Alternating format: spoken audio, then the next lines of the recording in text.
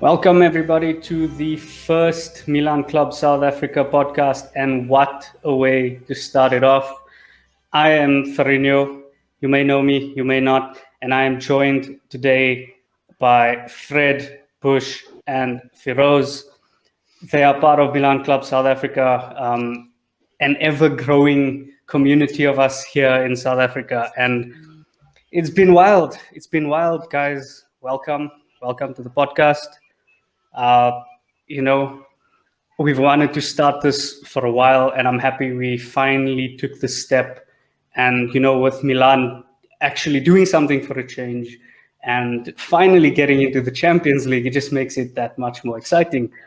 Guys, okay, what a game. What are your thoughts on the game? Who wants to go first? Um, yeah, the game was, I think it was pretty much what you can expect from a perfect game. I was nervous at the beginning because we were letting them have the ball and they were doing like whatever they wanted. But then slowly I realized that that was the game plan. The plan was to let them play and, avoid to concede counters and just expect to find space and then eat them like take our chances pretty much whenever we can. And I think the strategy was perfect against a team like Atalanta because they benefit from spaces. Like when you don't leave a lot of space, it's really hard for them to express themselves. And we saw that today because they didn't really have a lot of shot on targets. I don't even think they had a shot on target in the first half. Yeah. So yeah, I think Pioli really thought this through and was great. Of course, we got a bit lucky with the penalties, but we'll take whatever we can at this point. I have no complaints. It was a great game. Even stopping them from like crossing the ball into the box. There weren't Yeah. many of those. Yeah, well, what do you rate? Did you think the referee was spot on today? Do you think that could have been a few more decisions that Milan could have got? I think for the first penalty, it was definitely a penalty, but I think the second one was definitely a bit harsh on Atalanta. Yeah, I think my complaint is like with some of the fouls he didn't give, especially that one with Leao, Yes, which in the was pretty first half. clear to me.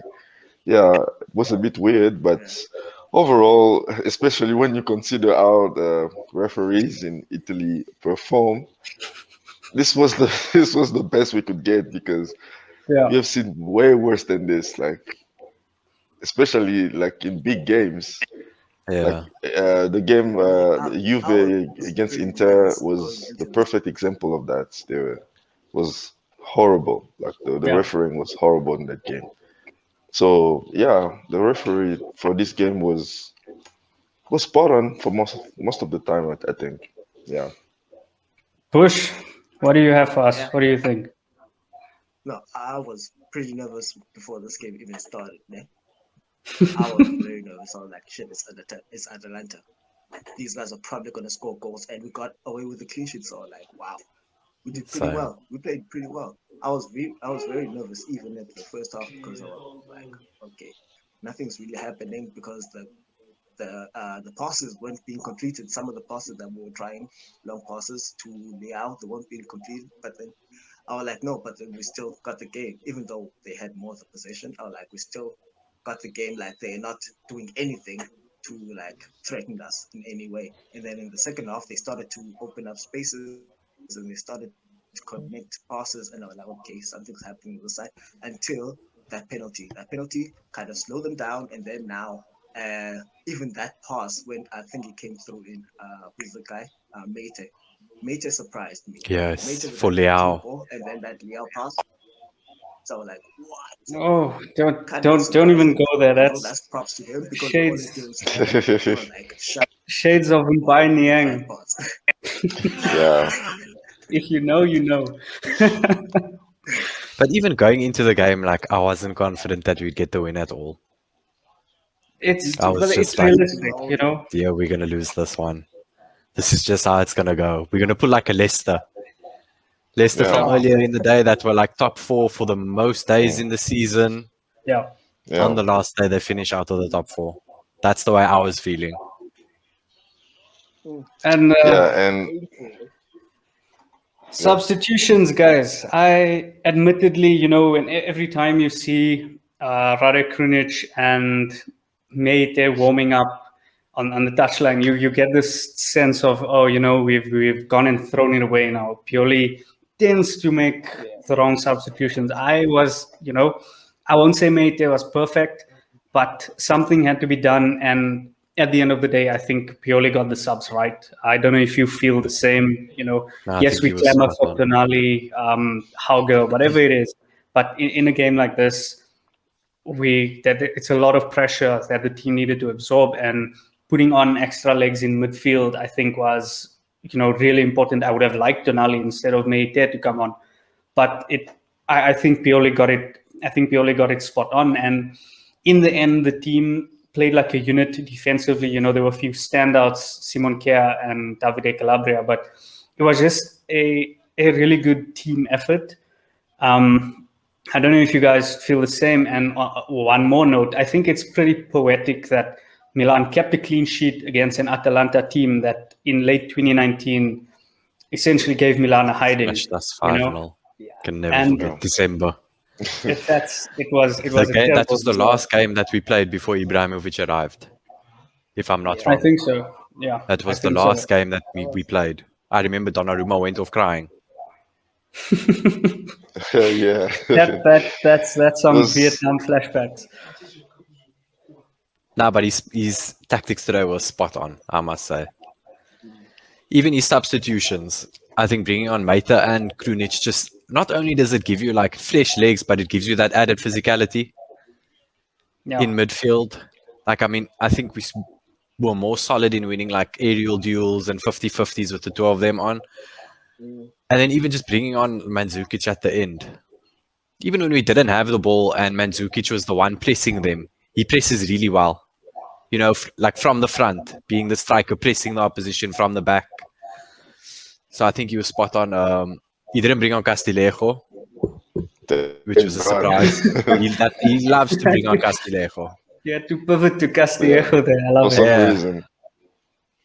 Yeah, his favorite golden boy didn't get a chance. But I mean it's kind of insane how this team managed to cope without so many starters playing and with all the injury worries, and it's quite big for Milan to actually finish second, ahead of the likes of Atalanta, ahead of Juve, ahead of Napoli.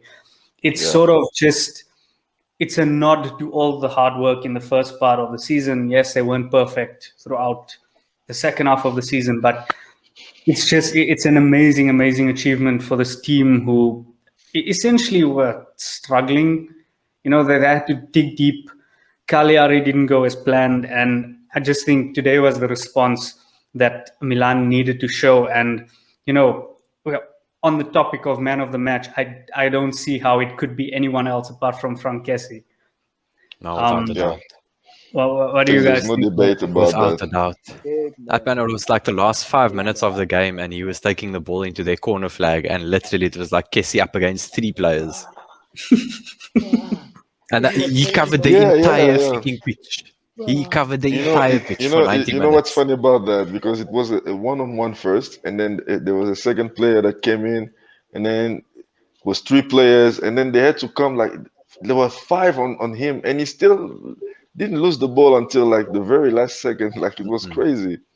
And I think he even won a corner there. Yeah, he won a corner. He won a corner like twice, I think. I think he won a corner and a throw-in or something. And then it's only the third time that he couldn't hold it. But it was very impressive. They couldn't get the ball off him. Like it was incredible. Yeah. Even during out the game, any of those midfield 50-50 battles, they couldn't get close to this guy. Even when they were close to him, they couldn't get the ball off of him. All of his passes were right. All of his 50-50 challenges were right. I'm not really shocked that we're talking about a guy who never gets injured. That guy is a beast. Yeah. I think he's the only player in that team who didn't get injured. I saw a stat before today's game that, or when the lineups came out, that today's match was Kessie's 50th start for Milan this season. That's 50 incredible. from a That midfielder. is, And he plays that is basically incredible. 90 minutes, how many games? Mm. Yeah, he's always available, always. That's props to I was Kessie. I expecting mean, him to get injured he at always some shows point up. this season because everyone was getting injured, but it never happened. He's always Everyone around him, eh? available. Mm. And he didn't even get COVID either. Yeah, Yeah, That this we guy, know. this guy is a phenomenal. I don't And know how he does that's it, why but he's the president. That's why he's the Yeah. president. yeah, El President. Uh, yeah. Anda, you were saying something? always comes every time he plays. He always brings his best foot forward. Like it's very rare to have a very bad Kessie game. Like he will have like Yeah. average or just not as good as usual, but he always does the job what he needs to do. He will get in there, he will disrupt play, he will make the he'll take the ball from the back and bring it forward. He's that guy. Like he's reliable, he's a spine of the team. He is the spine of the team. I think, Milan keeping him down on a long term contract would be of utmost importance, Definitely. particularly if Milan are going to be a Champions League team going forward. We can get to the whole contract situation a bit later, but guys, the most important thing right now is that we're in the Champions League after what, 7 years now? 7 years, yeah. Seven, Eight seven seasons. long, yeah, 8 seasons. Agonizing seasons. We've come close so many times, the 18-19 season. I think we were waiting for Yeah. the We Empoli needed a and result. the game. We needed Yeah, a we needed result. the This time it result. was in our hands. This time it was out in our hands, and it sucks that we had to leave it so late. But I mean, we can't complain about it. It's in the past. The team has to look forward, and it's surreal at the moment. I don't think I've still internalized it. We chatted a little bit beforehand, and I'm saying until I see the guys in the stadium with the jackets, with the Milan emblem, and you And hear the the anthem. Champions League music in the background. Until then, Mm. it's not going to be real for me. It's one of the most insane things. But where to from here? What do you guys think? Where do Milan go from here? We definitely need to improve the team. This is the first thing we need to do because this team is just not good enough for a Champions League, in my opinion. Uh, we had a great season, but I still think we're missing a few pieces. We're not missing a lot, but because the team is quite good. But if you're gonna compete against like the likes of Bayern Munich or Barcelona, or, all those top teams in Europe, we're gonna need better Yeah, players in some positions because, for example, we need a right winger who can make a difference. I love Alexis Salamanca's, but it's just not gonna be enough in a Champions League season. You know what I mean? So definitely, you have to sell a few players as well. You have to let go of people like Samu Castillo, obviously, yeah. and yeah, Bring but yeah, the first thing I think Maldini should do is improve the team. This is this So is from You very think important. so? You think from to the improve the team before they develop any expectations on the outcome of the Champions League? You think Yes, that's that's what? exactly what I think. Yeah, because you Okay. can't expect anything from this team as it is right now. You can only increase your expectations when you have a full squad with even better players, I think. And the most important thing was qualify. Once you qualify, now you can be ambitious, you can start buying players. And this is why I wanted us to qualify so bad because this is going to be a big step. But now you have to do the work. You have to get players, you have to motivate the squad, and Yeah. you have to be ambitious next season because it's good to be qualified for the Champions League.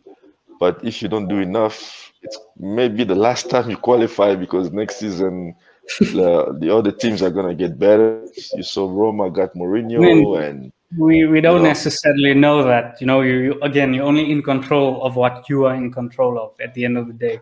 yeah, from the players that we have on loan, who would you sign? So it's Brahim Diaz, Dalot, Maita, and Tomori. So Yeah, I would only the from those four Tomori, players, I would Tonali as only keep well. Yeah, Tonali, Tomori, Yeah, yeah. Dalot. Dallo, Dallo. Meite, yeah. Okay. Loan So I players. wouldn't I you wouldn't saying keep Maita. those are your three. Yeah. Okay, I, Bush, I think what do you Tonali think? first, then Tomori, and then Yeah.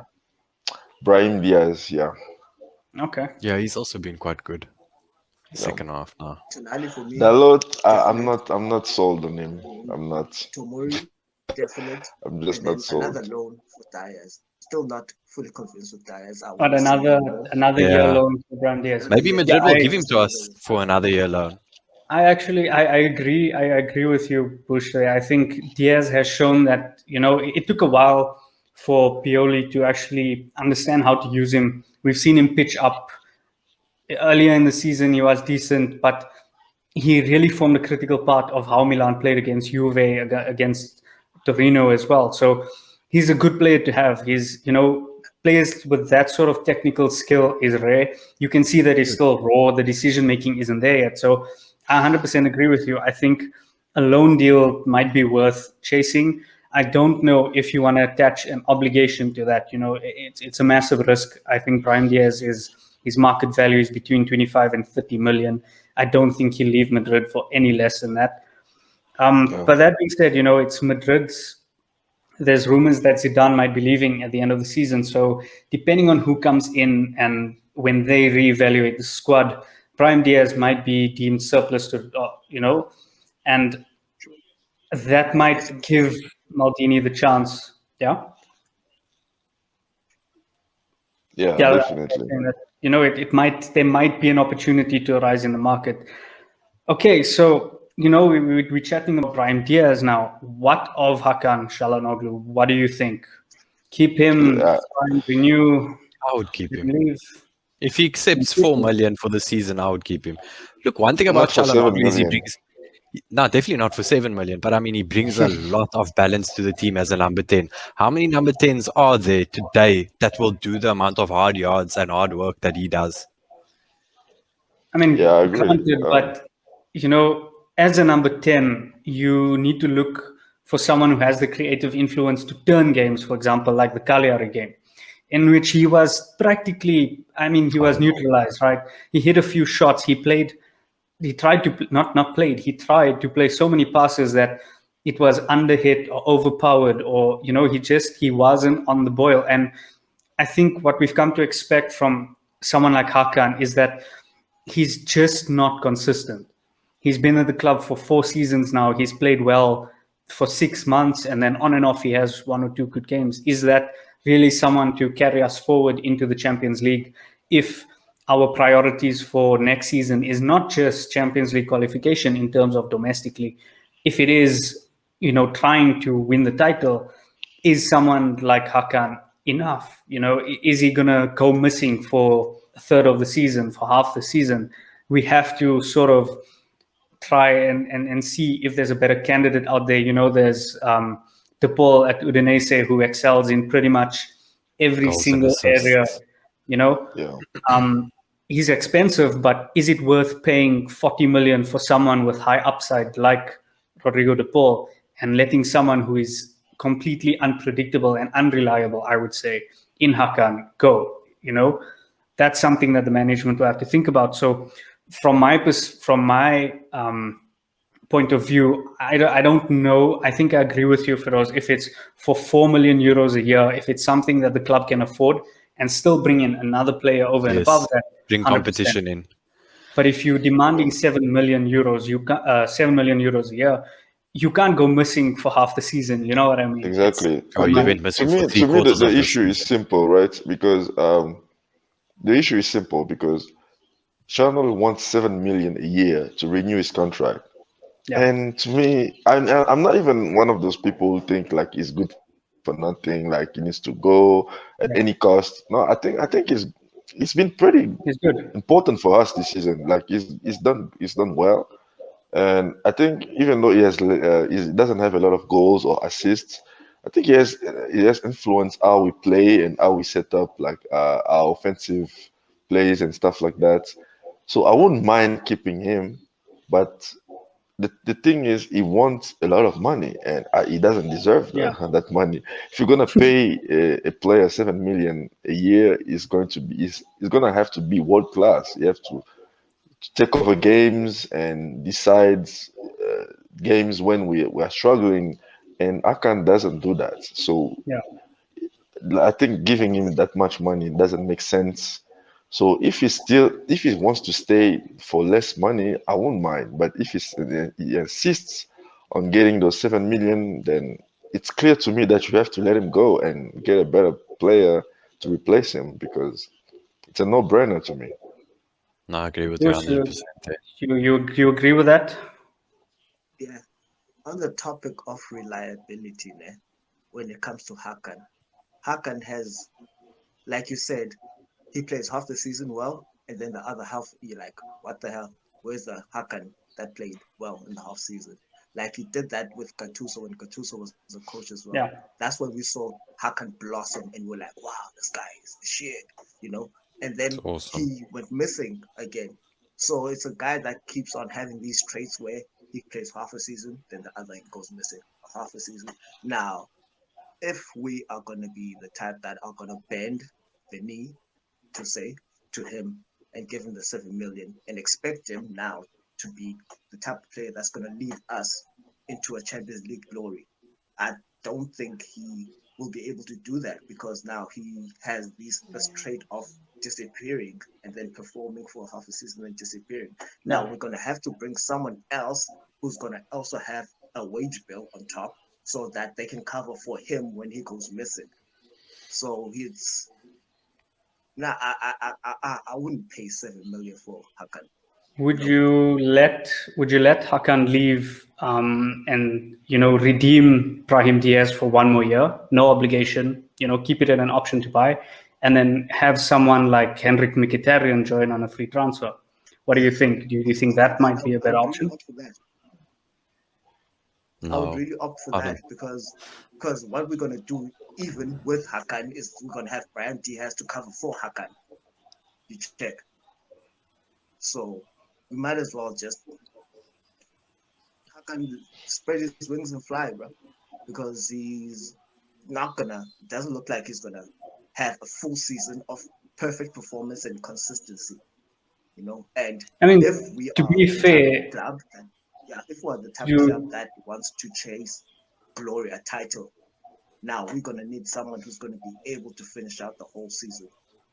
So to just play devil's advocate here, right? Milan season has been topsy-turvy. So Hakan hasn't, I don't think he's been one of the best players, but when he's been good, he's been great, right? Outside of Frank Kessie, who has been consistent? We can maybe just point to Calabria. Even Kia has Okay. had Donnarumma has been great, I feel. Donnarumma has Gigio. been excellent. Yeah. So in a more stable team, do you think Hakan can actually reach his full potential? Because if we're being honest, right, he's got talent. He's got the talent to play. He's got the vision. He's got the finishing ability. But it just seems like mentally he fades in and out of games. So if there's a more stable environment around the club, does that impact his morale? Does that impact his ability to play? Is that something to take a gamble on for 7 million euros? I don't know. Still no? Yes, no? No, No. no. I don't even believe the 7 million euros thing. I think that's just a You made don't up believe story it? from the media. No, I don't think he's asking for 7 mil. He knows he can't get 7 mil from any European club. No one's Yeah. going to pay that amount of money. As Yeah, is, like, I don't he even got believe on- the Juventus rumors about Juventus offering him a contract. I think that's also just news that's fed to the media by his agent. Like when the contract renewal started, all this news came out that United's offering him 7 mil a year, and there's so many other teams coming forward and stuff like that. But no one's actually come forward for 7 mil a year. Yeah. Like, I just don't believe 7 million a year for Hakan Çalhanoğlu. Maybe somebody else offering him 5, Yeah. but definitely not 7. I think that really is just news being fed through by his agent trying to get Milan to raise their offer, and I don't think Milan have raised their offer, and rightfully so, because I don't think he's been putting in performances in the second half of the season that's been worthy of him even earning 5 mil a year. And I mean, then on the other hand, you have someone like Kessie that's asking for 5 million a year, which we should No, I easily would, give it to him. I, I, I Without would, We a should doubt. give him more than I would 5 give him my million. leg. I would give Exactly. Kessie my leg. He can pick which That one. guy plays the game. He needs more than 5 million. Give him Yeah. 7 Yeah. if you can. That Yeah. guy is incredible. So I think Um, Hakan will sign a renewal for about probably about 4.5. I think I he's also going to think sign. that they are all going to renew after a season like this. You can't just leave. You started something. You have to finish it. on that topic, right? Donnarumma, the elephant in the room. He's been playing hardball He's for staying. months. I'm He's been 100% playing. confident. He's been He's playing staying. hardball for months. He's finally got Champions League qualification with Milan. Do you Yeah. think he accepts Milan's offer of 7 million plus I do. bonuses, or do you think Definitely. he's still going to play hardball and try to squeeze out a 10 million, 12 million? And are you prepared to pay that? You know, Definitely we know not he's a top class 10, 12 goalie. million. And I don't think anybody, even in this No one market, is is offering paying him him 10 to 12 12 million. million. Not Milan, not anyone else. No one is paying that money. No one's paying that money. And I Because think that's imagine why. That's in why 2 years' time, Maldini is. Yeah, you can go ahead. in 2 years' time, you're going to have sit down with Raul again after you've I given mean, him 10 million a year, and Raul is going to come forward and be like, I want 16 now. think of it this way: you Yes. give him the 12 million for year one if he signs a 3-year contract, and you sell him at the end of 2 years. You still could potentially make a profit while keeping one of the best goalkeepers in the world at your team. So that's the way I choose to look at it. You know, one in the hand is worth two in the bush. Look, I'm not really worried because I think even the management knows that. Look, right now, I don't see any team paying 12 million for a goalkeeper. Like it's a lot of money for a goalkeeper. The only teams that can give him that kind of money is like maybe PSG, but they are sorted. And Manchester Yeah, City, they don't Navas don't They is just signed. they renewed. don't Yeah, need they they just don't need renewed a Navas. goalkeeper either. You have I don't know Real There were Madrid, teams They of him signed joining goalkeeper as Barcelona. well. they are They all were talking covered. about I don't Barcelona. even Yeah, think even Barca. I heard something that Barca offered Dembele a new contract with less wages. And I I think mean, with that new Barcelona are president, broke. afford that. Barca are broke. that new president that's coming in for Barca, I think he's quite a smart guy. And I think he knows Yeah. Barca have massive financial issues and he needs to sort it out. And you're not going to sort it out by signing a goalkeeper on a free transfer, but paying him 10 million a year. Yeah, I don't Yeah, Financially. I think Barcelona even have more Juventus pressing issues. can't afford that, Same. especially right now. Yeah, I think you also have to look at how many clubs actually actively deal with Mino Raiola in the transfer market. Because, I mean, in England, it looks like it's only United. In France, there's only PSG. I think he only really does well in Italy and Dortmund. Madrid and Barca generally seem to stay away from his players. Manchester Yeah. City as well. Chelsea, Liverpool. So, yeah. no, I think in terms of how COVID has infected the club's revenues, they are not going to be able to fork out the money he's asking for Yeah. guys like Haaland, for example. So Yeah. he's playing a very dangerous game by almost outpricing his When assets. you think players. about it, we actually have leverage because Yeah. he doesn't have anywhere to go. So what is he gonna Same. do? And we are in the Champions League now. He's gonna sign. He doesn't have a Yeah, choice. and we already have a replacement lined up in Maignan. He's Exactly. that guy. Yes, He's one exactly. talented dude. And I mean, for 15 million, I think was it 15 Yeah. million euros? Yeah. It's And nothing. you look at It's his peanuts. wages as well. His wages are so much cheaper that even if you factor in the fact that we'll be paying for him, the Yeah. financial outlay over a 5-year period was like Less equal than to 2 or years. still cheaper than Yeah, offering it's less than 3 years Raiola of wanting like Donnarumma. 10 mil a year. Yes. Yeah, it's like less than 3 years of Donnarumma. But No, even for me, there's- if Raiola is telling us that, I don't know if you've seen that some reports as well about them only wanting to sign like a 2-year contract. I think that was bullshit. I think that was a bluff also. Yeah. But But I mean, even look, if they the want to do game's that, I would changed. just now. tell them just go. The game's If you changed don't want now to with Champions if you League don't wanna- qualification. commit yourself to AC Milan and a 5-year contract worth 8 mil a year, just leave. I think that's So what's at most, That's what's the type holding of the club deal that I back. want to see Milan be. It's the length. I think Yeah. Raiola is asking for like a short contract, yeah. and Maldini doesn't want doesn't want that because he doesn't want to be in the same situation in 2 years. In 2 seasons where time. we have to negotiate again and go through the And then same he's going to drama get another again. massive increase. And apparently he's also Yes. been very persistent every time about the release clause as well. Yeah. So if you are Maldini, right, what are your terms? So how much are you offering per year? How many years? And a release clause, there has to be a release clause. So what would you give as a fair release clause? So those three things at most. I How would much would say you offer? a fair release clause. I would say a 5-year or a 4-year contract with the option for a 5th year, maybe 7 mil a year, and then 8 mil a year with Champions League. And then he's a keeper, so you don't want to put your release clause too high up, and then no one comes forward to buy him. So I would say about like 60 mil. Okay. Which Fair I think enough. is high enough. I think it's already going to price a lot of clubs in Europe out of signing him because you have to factor in his wages as well. 60 if mil a year, Milan- and if you yeah. sign him, you're going to have to pay him like 10 mil a year. Sure, your package for that guy is going to be ridiculous. I mean, we've seen inflation now recently with signings. If Coutinho can cost what 120, what was it, 140 million pounds? Yeah, that is crazy. Anything can really happen. What do you think, Bush? How much would you offer Donnarumma? Would you tell him to kick it? I think is I once saw this article about Zlatan that he did his negotiations with the renewal of Milan without Raiola. Yeah, by Now, himself. My question is why can't Donnarumma sort of do something that's like that? I mean, if it's not it's different because Donnarumma is also a prospect. He's 22 years old, right? Beginning of He his doesn't know the career. game. He's got his entire future, and I think him making his own decisions would be detrimental to his growth. So, I mean, by all means, have an agent. Just don't have Mino Raiola, I think is what you're trying to say here. But if you are a player, right, if you are a player of Donnarumma's stature, 250 appearances at the age of 22, you are the number one in your position for your national team. Who would you want as an agent fighting your battles? For me, I'm looking at guys like Mino Raiola. I want someone who can get me the best deal at the best club for my future to almost secure that. So it's difficult in Donnarumma's position, but at 17 you can give him a break. But he's 22 now, so he's an adult, and at the end of the day, the decision is his. And I think Ibra made his bank already. Yeah.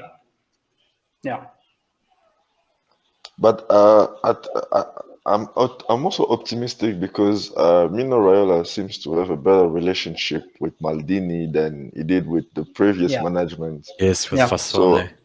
I think they'll find a way to work this out because it's better for everyone.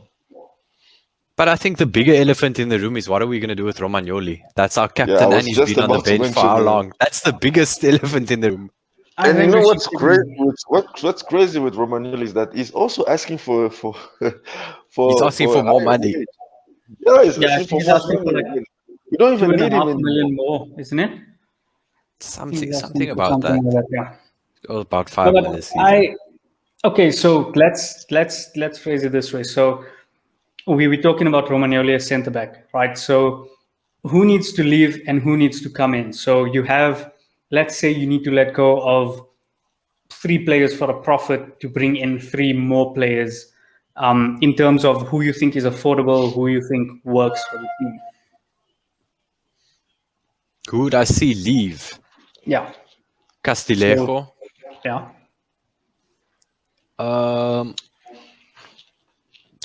Krunic. And I'm not entirely sold on if we can use like Rafael Leao in like a swap deal for Vlahovic,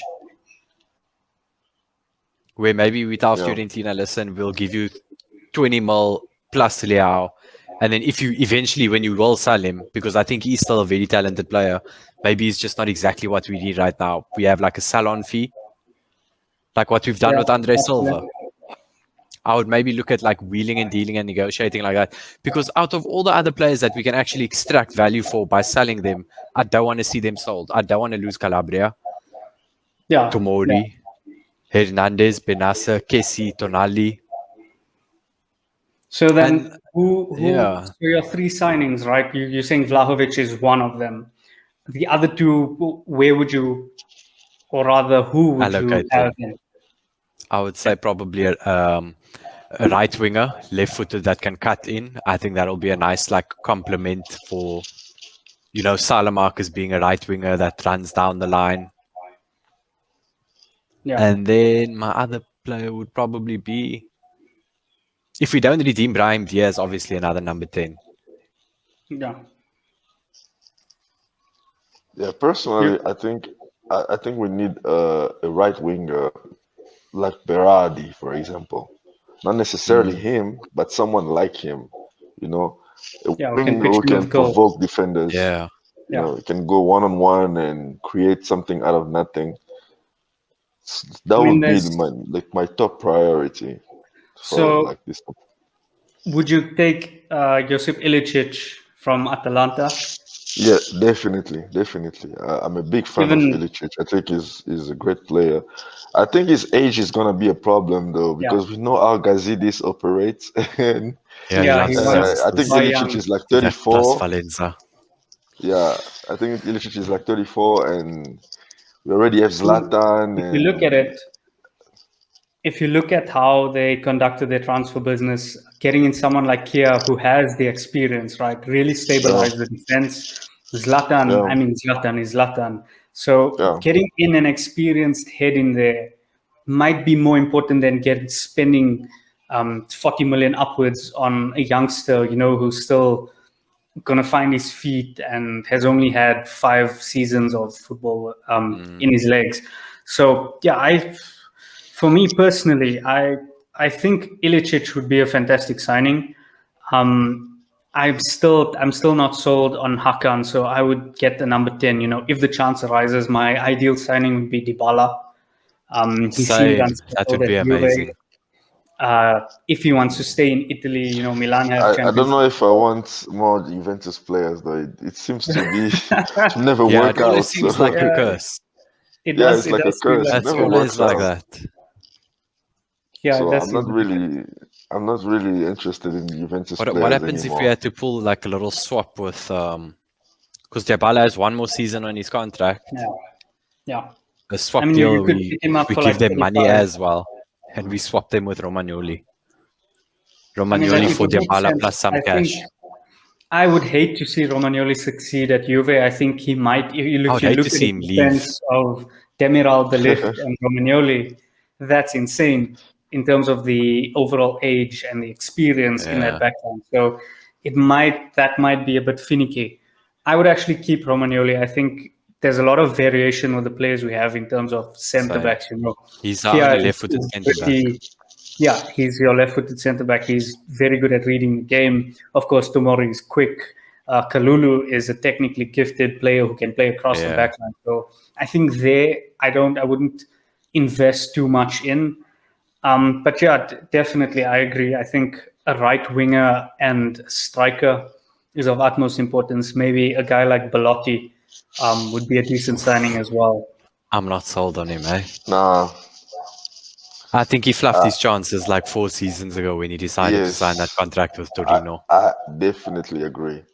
I think the train is passed. Now it's time to move on. It's like, Not as a you know, you backup. know, you know the On a free moment, transfer, maybe. the moment he renewed his contract with Torino was the moment he missed his chance to, Yeah. It's a death to come to sentence. a Yeah. club like Milan. I mean, look, Torino have no leverage, so he's not going to renew Yeah. again. And he looks to be on the move. If Milan can pull it off for somewhere between 20 million euros, 25 million euros, you look at Pobega coming back from loan. If they have him in a make-weight deal, Hauge as well, and you get that guy, you get Belotti, someone who's capable of winning a match, someone with bags of experience, double figures in goals, as a backup striker, as an experienced head for somewhere between 10 to 15 million plus a player. Is that not feasible? Do you not think that's a smarter strategy than spending money on someone like Vlahovic or Marcus You see, Thuram? to be honest with you, if you look at our team right now, we have no other striker by Ibrahimovic. So if that's Yeah. the case, I actually wouldn't mind looking at maybe bringing in both of them. Vlahovic and Belotti. Even for next season. I think the more competition we have, for the more I don't think we competition we can have afford going in both, for though. next season would be Yeah. better. Can we? Yeah, that's my thing. Would you rather spend the let's call it a marquee signing, a 60 million signing? Would you rather spend that money on a right winger, someone who is prolific, who can run at defenders, who can score goals, or would you rather spend it on a backup striker for Now that you Zlatan? 'Cause put it like A this, right winger for me. it's worth exploring, because I think we need to spend more money on the right wing than because like you said, if we can get Belotti for like 15, 20 million, Yeah. then sure. But anything above 20 million, for me at least, is too much, because I don't I see agree why with you. we'll pay But I Torino think a lot Let's say of like money 28, for 29 someone as like well. Belotti. I think it's like Yeah. 28, 29 as well. Yeah. Yeah. And I think we're going to have to get creative on the market, because if you look at the way Juventus structured that Chiesa deal from Fiorentina, I think Fantastic. that was Yeah. good. If maybe we could do That's something fantastic. like that with Fiorentina, maybe just do the same with like Torino and give them a player just to lower his fee. Yeah. Leao, would you sell him? Would you keep him? Push? I still have hope for Liao, surprisingly. I really do have some hope because the boy is talented. We can't deny that. Yeah. The boy's got skill. I also He think just so. seems like his drive is not there. But today he showed a little bit of energy, which was different from He was good. the Yeah. usual. He did very well today in his Yes. aerial duels, eh? Yeah. So yeah, we usually served a sloppy, don't want to run, don't want to do anything type of Liao, focused on my rap career type of Liao, and To be fair to him as well, he's been playing out of position. Yeah. I believe he played as a second striker at Lille and to the left as well. So he's not a centre forward, right? And he's been asked to do a lot in a team that's been stuttering.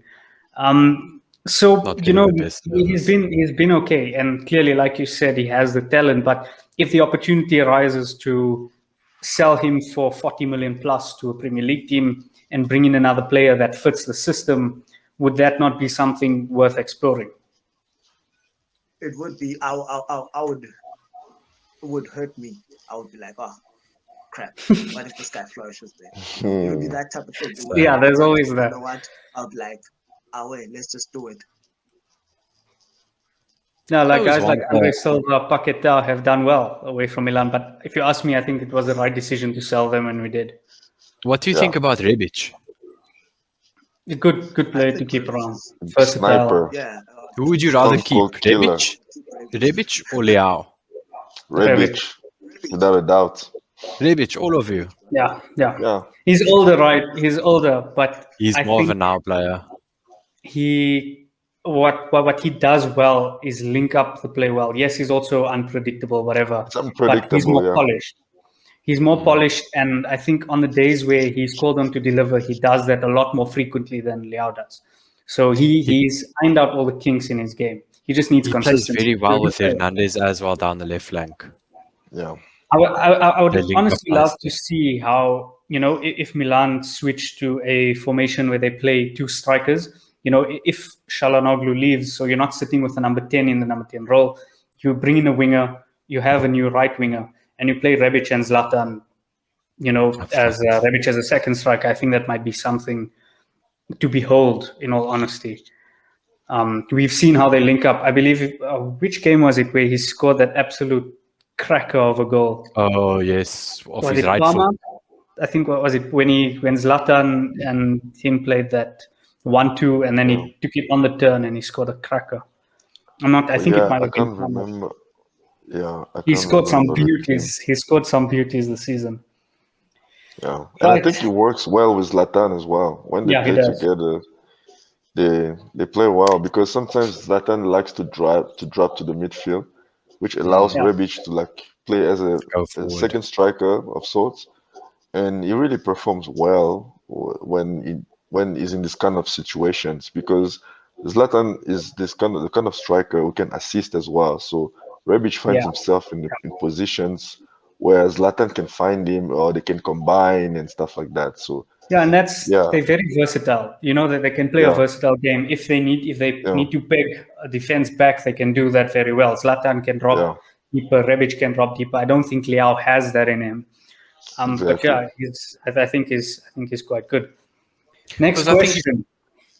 yeah, Yeah, you're saying? if Liao leaves, we're gonna have to sign another left winger.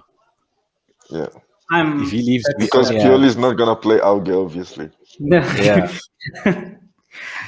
I don't think that's going to happen. I think Hauke will go out on loan. Speaking Yeah. of Mr. Padre Pioli, what do you guys think? Should we keep him heading into the Champions League? Let's just Yeah, lay it out. He was definitely. brought in to get Champions League. After the Cagliari game, he made a few questionable statements saying it's not a failure if we don't finish in the top four. That admittedly really pissed me off. But he did his job. In the end, he finished second. He's got this team playing football I didn't think possible. You know, they were top of the league for so long. Has he done a good enough job to warrant an extension? Do we reward him all his hard work by giving him a chance to play in the Champions League next season with essentially the squad and the team he's built? What do you think? Do we keep him? Do we get someone else? So I without a doubt, personally we'll think keep he's him. earned it because I mean you Yeah. don't sack a coach after finishing second. It's crazy. Mm. Who would do that? Yeah. But Because the line is, you know, it's the margins are so fine. If Milan didn't win tonight, suddenly we're saying, you know, we need to sack him.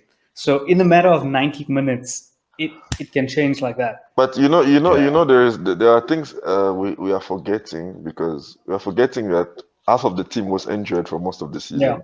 that's Like good point. we Yeah, missed a lot of guys during the season. And I will even say that without those injuries, like we might Won have the league. maybe not won the title, but at least we would have fought for longer than we did. We would yeah, have pushed But into further.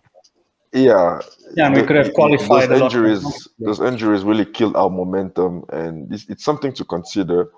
And it's true, like you said, his statement after the Cagliari game was very bad, but he redeemed himself, in my opinion, when he talked 100%. about this game, when he said like it was like a final, and then we had to like go out there and play our best game and stuff like that. And you could feel like he really managed to motivate these guys and make them feel like they could do it. And it translated to a win, and we finished second. So All's well that personally, I ends would well. extend him, but I wouldn't extend him for too long. Like, don't give him like 5 years or something like Yeah, that. Maybe give him 2 or 3 years and then see how it goes. Because I always thought that this team needed stability. How many coaches have we had in the past like yeah, yeah. 7 years? I think we've had like 8 coaches, maybe more. I don't It's know yeah. what the I number think is. it's like 7 coaches and 3 takeovers. So it's really not been Yeah, kind, or 2 takeovers. yeah. It's really not been kind. It's been a mess. Mm. So like a little bit of stability, have the same guy, build the project, buy players, and just build from this season and see how it goes next year. And yeah, that's it. That's pretty much it. I'll say keep Pioli and build on this. That's the best you can do right now. Firoz, you agree? Yeah, definitely. Not too sure about the length, but I would definitely give him a 1 year extension. I know he signed a 2 year extension last season. So now he's down to 1 year. I'll definitely give him another 1 year extension. Yeah, and I mean, look, As long as we continue to make Champions League. and another thing is he really hasn't had enough money to spend. You look at Yeah. comparative to what Montella had, Gattuso had with the likes of Paqueta, Piontek, Higuain, Caldara. He's had some really top class players come in. Montella, obviously, with the 200 million transfer budget, Yeah, guess he's the amazing. only one who performed. Pioli really hasn't had that. You know, Zlatan has papered over a lot of cracks, but there's been some astute scouting from the sporting director Maldini, Moncada. You know, those guys have done really well. I'd like to see what Pioli has to offer if they can get guys like Rodrigo Paul. You know, if you can get someone like Dybala in, who's been one of the top players in Serie A, and see what he can do with guys like that. So yeah, it's again. I tweeted a few weeks back that I don't think he should stay, but at the end of the day, he's done what he's been brought in to do, right? He's got us into the Champions League. Milan have played well. Like Fred said, there's been so many injuries. So it would be a bit unfair to sack him at this stage. I mean, it will take some time getting back into the Champions League. It's not just going to happen overnight. And I don't know, give him 160 million worth of signings and he might actually do something. Yeah, definitely agree. Anda, you could. Oh, I say we signed him for 2 years. I mean, the worst that can happen is if he crashes out of the Champions League. If he does badly, if he pulls like a Gianpaolo, then we could terminate the contract. If it goes that bad. But I don't think it's gonna go that bad. Let's give him a chance. Let's see what he's trying to build. Let's see his vision, where it goes, and how far it's gonna take us. I think we could go past the group stages with it in the Champions League. Right. So let's get this out of the way now, right? So next season, Pioli stays. We sign some players. Where do you predict Milan finish? You can each go through it and see. Where do you think Milan will finish? Anda, you can start. Yeah, you start. Yeah, Anda, you can start. With proper signings and a little bit of medical staff development, so that we don't suffer injuries. Yeah. I think we can probably carry out the whole season and win it. I'm really optimistic. I really feel like win it. Oh, you dropped the Scudetto bomb on us already. I wasn't ready for that. Fred, what do you think? To me, like it's if we get like great signings and we manage to improve this team and we manage to stay healthy for most of the season, then I think we should go for the Scudetto. Yeah, I think we are at the point where you have to build from like we have the foundation now. You have to keep season building. On season, and expectations have to keep getting higher and higher because once you aim for the first place, the worst you can finish is maybe third. But if you only your aim is fourth or third, you may finish fifth or sixth or seventh. You set the bar too low. So our expectations need to keep growing and we have to keep aiming higher and higher every season. That's how you build a solid project. I think it's by being ambitious. So I think if we were this close this season, then why not try again next season? I think Zlatan said it best, as he said, like when you were first for most of the season, then you deserve a trophy. But unfortunately, we had so many injuries, we didn't manage to get a trophy. So next season, it must be an objective, like to win something. We have to start winning trophies again, because this club is known for winning trophies. I mean, it's not known for just going to the Champions League. It's known for winning Champions Leagues and league titles and stuff like that. So we have to go back to that. I think you're spot on there. And again, Anda, like you said, it's highly dependent on fitness.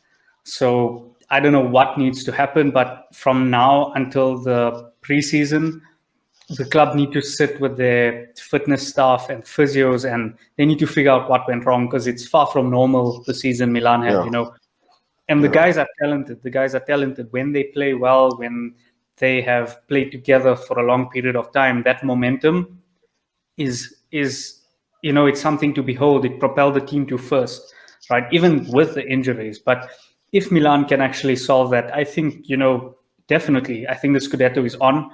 I won't say it's 100% the aim. I would still say, top 3 minimum, just to establish yourself. But if the team can remain fit, if they start off well, if they can get a few consecutive results, why the hell not? This time the goalposts are completely different than this current season or last season as of 2 hours ago. I think the guys can actually win it if everyone remains fit. Feroz? Yeah, I think if we can get out of the Champions League group stages and then just obviously make sure that we secure Champions League for next season and have a decent title run. I think that would be Yeah. an amazing season. Yeah, 100%. I think Let's just also take what we've done this season and build on that foundation and build and build and build. with Champions League, I think we should try and aim to get out of the group stages. I think that the Same. team definitely has the quality to do so. I think even just financially, it would be a massive help. Yeah, it would. Yeah, and I hope next season we manage to win some games at home at least. Yeah. We're shockingly bad at home this They season. must just demolish the San Siro already, get the new stadium going. Like Because all the big games we won, like against Inter or Atalanta or Juve, they were all away. All away, Like, all away. why can't we win Napoli at as San well. Siro? It's crazy. Yeah. Atalanta. It's crazy. It's quite crazy how the team's home record stinks. Let's hope fans make a difference, but Yeah, next season. I don't know what. Even in the last few games, though, when we've been leaving Milanello, and you've seen the fans go and like around the bus and stuff like that, we've always won those games. I think it was the Juventus, fans, Torino. I don't think we did it for the game against Cagliari, if I'm not wrong. No, I don't think fans. Were there fans there? I think there were fans at the training ground. Is it? I One day. can't remember. No, I don't think it was a spectacle, but The dying end with that Pioli. sorry, I don't think we heard what you were saying, Anda. Oh no, I was saying the other time when we did that whole thing, the whole parade and rolling off the red carpet was against Lazio when we won 3-2. Oh When yeah, that right at the dying end. minute when Theo got Yeah, that yeah. left foot. Yeah. I'll that never was- forget that goal. That's my favorite game of the season. By far. Right. Just put that toe winner, basically. So, talking about goals, right? Let's end this first podcast episode off with your goal of the season and your player of the season. But because I think we're all going to agree on the player of the season, it can be anyone apart from Kessie because he is the president. I was gonna say Casey. Everyone He will was say my Kessie, right? pick, my number one pick. So He's definitely my pick. But yeah, no Kessie. Okay, no Kessie, right? Your player of the season and your goal of the season. Firoz, let's go. Let's have it. So my goal of the season will probably be Rebic's goal against Juventus to make it. I think it was 2-0. yeah. Fire. That was Yeah. a pretty fire-ass goal. And then my player of the season without Kessie, I'll probably have to say it's Kjaer. Okay. I think he's been amazing for us. From the beginning of the season right up until now, he's just been immense at the back. Doesn't matter who he's playing with. If he's playing with Romagnoli, if he's playing with Tomori, led the line so well. Scored a goal for us against United in the Europa League. I think that was his first goal for us. Yeah. Yeah. The header. Yeah. I think he's been the leader that we also A needed. real rock at the back, yeah. And I love the fact that he came in as like a bit of an old player. Unassuming. Nobody really wanted him at like Sevilla, I think he was at. We signed him for like Sevilla, 3.5 million. Atalanta. That was amazing. I love his story. Yeah, let me go next. Get mine out of the way. I think my goal of the season was Zlatan's header against Napoli, Well, that was also where lovely, Theo yeah. whipped that that ball was in and he nice. just glanced Yeah, it. I think that was really nice. aesthetically pleasing. That was just one of the most amazing goals I've seen from Zlatan. My player of the season, throw a little curveball here. I'm going to go with Davide Calabria. I think the reason I'm saying this, right, is when he wasn't playing, you could see how the team missed him. And that for me is the mark of a truly influential player in the actual squad and in the starting lineup. So he's been solid. He's pitched in with some glorious goals as well. What a player, I didn't think he'd become this type of player. Of course, he had the talent, but there was a time where he was, unreliable. But he stepped up. He stepped up, and I think he needs a new contract, and I hope he stays with the club for a long time. Anda, player of the season, goal of the season. Goal of the season, going with the Juve goal, Rebic. That was amazing. Magnifique. Player of the season for me, I will go with. I think it's better also because it's against Juve. I think that's what makes it even sweeter. Yeah. Player of the season is Donnarumma for me. Okay. That guy, he's just done it all. Like he's done double saves. He's been in position one-on-ones. Like he can do it all. Like we solid. I feel so Yeah. confident in him. I know he has his days where he has these slip ups. But they're so few and so far in between that Yeah. all you see is this amazing young kid that's talented, and Yeah. he's just been our rock, man. He's been able to Yes. command that back line like a genie. So Yeah. yeah, I'm excited to see how his career spans out. He's been amazing. Fred, let's have it. Yeah, actually, before giving my goal of the season, I want to mention like my one of my favorite goals this season was a goal that was actually disallowed. Was that Zlatan goal? That goal Zlatan scored, I think it was this season, where it Was it was disallowed Fiorentina? for a foul. It was The- against Fiorentina, I I think think. Yeah, it was a handball or something in the build-up. Or it was yeah, but it No, no, no, wasn't no, the no, no, end no. ball normally, No, no, no, no, no. It was Salamakis was offside. I think it was was it? Shalanoglu who scored. I think Like Shalanoglu scored. he recovered a ball and then he went on a solo run and then scored a Oh, magnificent goal. And then suddenly it was disallowed for a foul that wasn't there. It was so annoying to me because I it was a pretty what good goal. was it But this as season or for was it last I season? think that was last season. I think it was last season. Yeah, was last season, all right. Yeah. I think so. Yeah, Uh, but for my goal of the season, I think I'll go for Brahim Diaz against Juventus. Like the that was first also a goal, nice one. like It's that a real was. Juventus trend going on here. Eh? Three of Yeah, them. Yeah, I that think actually the game against Juventus is my favorite game of the season because the first time we won in that freaking stadium, we always Yeah, there. So it was emotional to me that we finally got a win away at Juventus. So of course, if it wasn't the Brahim Diaz goal, it would have been the Tomori goal because that just seals the deal. And it was a very what a emotional jump. night for me. Yeah. As from player of the season, I was going to choose either between Rebic or Theo Hernandez, but they have had some stinkers, so mm, I'm going to go with Tomori. I think Tomori has yeah, changed our defense completely. I think we got like 4 clean sheets in a row or something now. Like yeah. it's Yeah, Four. incredible. Like And it's against incredible. Atalanta and Juve, top Yes, scoring team and Ronaldo as yeah. your top scorer. So that's I big. like how aggressive he's been, and I've missed having like a center back that can run. That guy is fast, you know. You cannot get outrun by someone like I don't know Lukaku because that was always my problem with Romagnoli. Like when you're Too playing slow. against five strikers, you are finished because that guy cannot run. He's too slow. But with Tomori, like he brings pace and he's very aggressive and I think he's transformed our defense completely. And when you put him next to Kier, then that's game over. We have become so strong at the Those back, two, yeah, and they I complement each think other very well. he's one of the reasons we have managed to bounce back and win those games to qualify. So yeah, Tomori is definitely my pick. Yeah. Well, off the top of my head, your Serie A MVP. I'll start out. I'm going to say it's Lukaku. The same. way that dude played this season, I think he's really proven everyone wrong. And hats off again to Inter. They played well. They were the far superior team.